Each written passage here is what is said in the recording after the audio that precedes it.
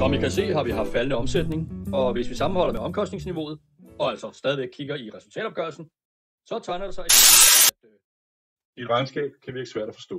Men hvis du sætter dig ind i det mest grundlæggende, så er du som tillidsvalgt meget bedre rustet til forhandlinger, SU-møder og som tillidsvalgt i det hele taget.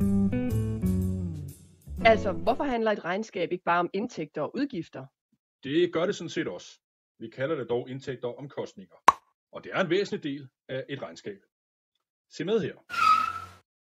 Lad os kigge på virksomheden Cykelkompagniet. Deres regnskab består dels af resultatopgørelsen. I den har vi selvfølgelig nogle omkostninger. Det er for eksempel husleje, forsikringer, selvfølgelig løn, og lad os så sige, at de har solgt 1000 cykler. Hvorfor er det en omkostning at sælge noget? Det er fordi virksomheden sådan set mister den værdi, cyklerne har, når de står på lageret. De her cykler har en værdi af 1200 kroner stykket, som vi nu ikke har længere. Til gengæld bliver de solgte cykler jo også til en indtægt, det vi kalder omsætning. Cykelkompagniet sælger dem for 2400 kroner stykket. Resultatet i et regnskab gør simpelthen op ved at trække omkostningerne fra indtægterne. Her får vi et overskud på 200.000. Jeg er helt med. Var det virkelig bare det? Nej, vi er faktisk ikke helt færdige. For resultatet siger jo ikke noget om, hvor mange værdier virksomheden har, eller hvor mange penge den skylder væk. Hvis nu Cykelkompagniet har masser af fine cykler på lager, og næsten ikke skylder noget væk, ja, så står de jo stærkt. Også selvom resultatet måske ikke er prangende. På den anden side kan der godt være en virksomhed, der skylder bunker af penge væk, og ikke har nogen varer på lager at sælge. Det er noget skidt, selvom der er et fint overskud på resultatopgørelsen. Så for at få et samlet billede af virksomhedens økonomi, skal vi også kigge på balancen. Balancen? Den må du godt lige forklare. Jo, altså helt kort, så viser balancen på den ene side, hvad virksomheden ejer, og dermed har investeret i, og på den anden side, hvor pengene til at købe alle de her ting kommer fra. Den første del kalder vi aktiver.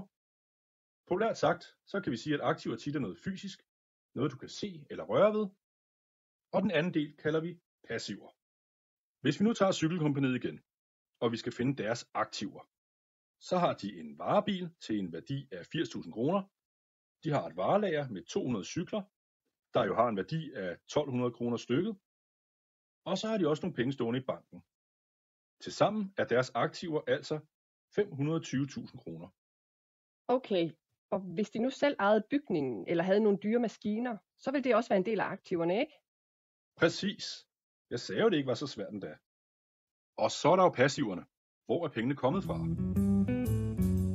Generelt sagt består passiver af egenkapital, altså de penge, som ejerne selv har smidt i virksomheden.